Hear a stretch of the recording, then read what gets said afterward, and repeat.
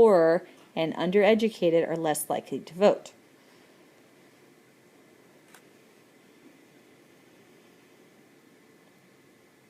As are young adults and recent first-generation immigrants. So, in other words, those people also need to have a voice, so they should be voting.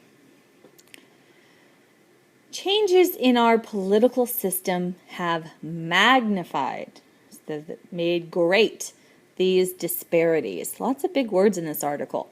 Disparity means differences. Read the sentence with me. Changes in our political system have magnified these disparities. One more time. Changes in our political system have magnified these disparities. Disparities means differences or inequalities.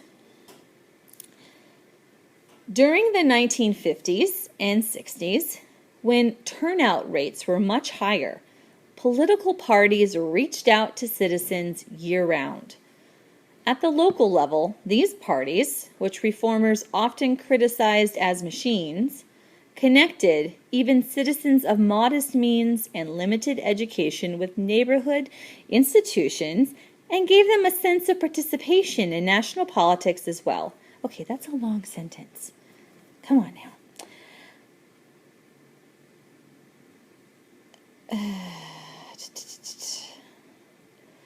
So we're saying that back 50, 60 years ago, okay, when more voters were coming to vote, political parties reached out to local groups, okay, and so there was more participation. Okay, in its heyday means at the highest level of participation, like when it was most popular. In its heyday, organized labor reinforced these effects. So teachers' unions, welders' unions, other organized labor, farmers' unions. In its heyday, organized labor reinforced these effects. But in the absence of these more organic forms of political mobilization, the second best option is a top-down mechanism of universal mobilization. Let's read that sentence. What does mobilization mean? So mobile means to get something moving, right? So political mobilization means getting people active, getting them involved in doing something. Okay, let's read that sentence again. Lots of big words. And I'm seeing lots of SAT words in this. But in the absence of these more organic forms of political mobilization, the second best option is a top-down mechanism of universal mobilization. So everybody's moving. Universal. Top-down, meaning it's a law. The boss says you have to do it. Okay. Mandatory voting, am I in the right place? Mandatory voting would tend to even out disparities stemming from income, education, and age, enhancing our system's inclusiveness. Okay, again, disparities means inequalities or differences, and there are differences because of money, education, age. So let's read this again. Read it with me. Mandatory voting would tend to even out disparities stemming from income, education, and age, enhancing our system's inclusiveness. It is true, as some object, that an enforcement mechanism would impose greater burdens on those with fewer resources. So in other words, if you're poor and you're going to get fined money for not voting, that's hardly fair. So greater burden for those who have fewer resources. But this makes it all the more likely that these citizens would respond by going to the polls and voting. And they would stand to gain far more than the cost of a traffic ticket. They would gain having their voice heard, right? So the third argument for mandatory voting goes to the heart of our current ills, our current problems, our woes, our sicknesses. Our low turnout rate pushes American politics toward increased polarization. Remember that? Polarization. The reason is that hardcore partisans are more likely to dominate lower turnout elections, while those who are less fervent, who are more in the middle, who are more balanced in their views, they're less likely to, get elected, get attention. Only the ones like Trump, who say crazy things, or like Hillary, who's got all the scandal around her, only those people get attention. Okay, let me get rid of my scribbles. Scribbles here, scribbles there. So the reason is that hardcore partisans are more likely to dominate lower turnout elections, while those who are less fervent, to go to the next page, those who are less fervent,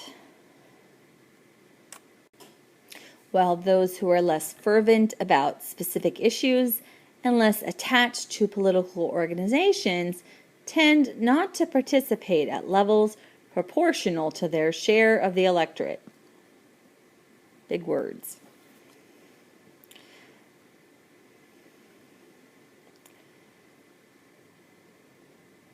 A distinctive feature of our constitutional system, elections that are quadrennial, so quad means 4, rennial means years, so 4 years. Elections that are every 4 years for president, but biennial, every 2 years, for the House of Representatives. Okay. A distinctive feature of our constitutional system magnifies these effects. It's bad enough that only 3/5 of the electorate turns out to determine the next president, but much worse that only 2/5, so 40%, of our citizens vote in House elections 2 years later.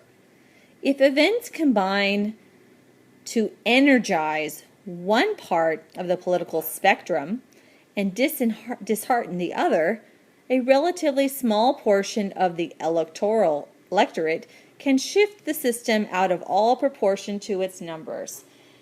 In other words, when the Republicans have a big victory, the Democrats are very, very sad. And when the Democrats have a big victory, then the Republicans are very, very sad. And it can change the balance of powers. It says, out of all proportion to its numbers. And you'll learn more about that in your government class in 12th grade.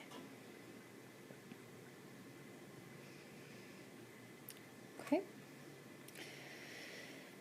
Some observers are comfortable with this asymmetry, imbalance, unevenness. Everyone say asymmetry. Another SAT word. But if you think that today's intensely polarized politics impedes governance and exacerbates mistrust, and that is what most Americans firmly, and in my view rightly, believe, then you should be willing to consider reforms that would strengthen the forces of conciliation. We're going to have to read that sentence again. Yes, we will. Okay, lots of SAT words. Let's get these on your mouth, on your tongue. But, read with me. But if you think that today's intensely polarized politics impedes governance and exacerbates mistrust, and that is what most Americans firmly, and in my view rightly, believe, then you should be willing to consider reforms that would strengthen the forces of conciliation. You should say, yes, we should have reforms that would make us all get together on the same page. Conciliation. Imagine our politics with laws and civic norms that yield near universal voting. Election campaigns, could devote far less money to costly, labor-intensive, get out the vote efforts.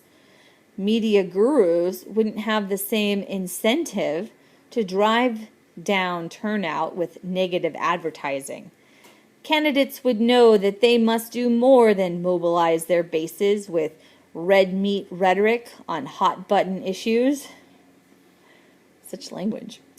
Such a system would improve not only electoral politics, but also the legislative process. Rather than focusing on, what's that word? Rather than focusing on symbolic gestures whose major purpose is to agitate partisans. So we're just trying to aggravate people, agitate partisans, Republicans or Democrats. Congress might actually roll up its sleeves and tackle the serious, complex issues it ignores. In other words, if it wasn't for all the fighting, maybe they would actually accomplish something in Congress and do the work they're supposed to do. The United States is not Australia, of course, and there's no guarantee that the similarity of our political cultures would produce equivalent political results. Equivalent meaning the same. Let's read that sentence together. The United States is not Australia, of course, and there's no guarantee that the similarity of our political cultures would produce equivalent political results. For example, reforms of general elections would leave untouched the distortions generated by party primaries, in which small numbers of voters can shape the choices for the entire electorate. And the United States Constitution gives the states enormous power over voting procedures. Mandatory voting nationwide would go counter to our traditions and perhaps our Constitution. The separation of power between the states and the country, the national part of the country, the federal part of the country. So for the feds to tell the states, you have to do this, that's what we had a civil war over before. Right? We don't like it when the feds tell the states what to do. Okay, so mandatory voting nationwide would go counter against our traditions and would encounter strong state opposition.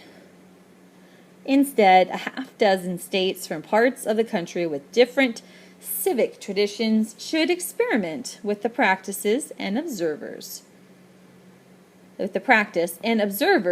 Journalists, social scientists, citizens groups, and elected officials would monitor the consequences. So he's saying, give it a try and we'll let you know how it's going. We journalists, we'll tell you. We don't know what the outcome would be. But one thing is clear, if we do nothing and allow a politics of passion to define the bounds of the electorate, as it has for much of the last 4 decades, the prospect for a less polarized, more effective political system that enjoys the trust and confidence of the people is not bright. He's saying the future, where is it? Do nothing, the prospect